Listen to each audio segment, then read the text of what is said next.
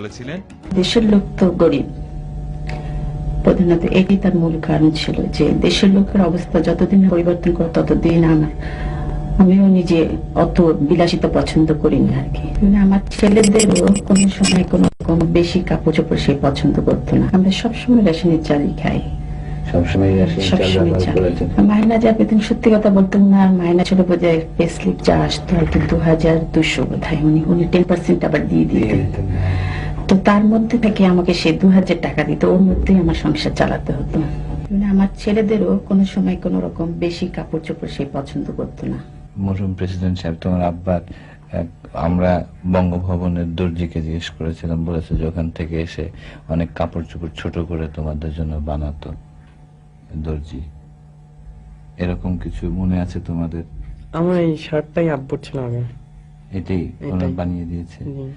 তোমার মনে আছে কোকো এরকম কোন? আমার দুটো প্যান্ট ছোট করে বানিয়ে দিয়েছিল। তোমার আব্বার প্যান্ট ছোট করে বানিয়ে দিয়েছে।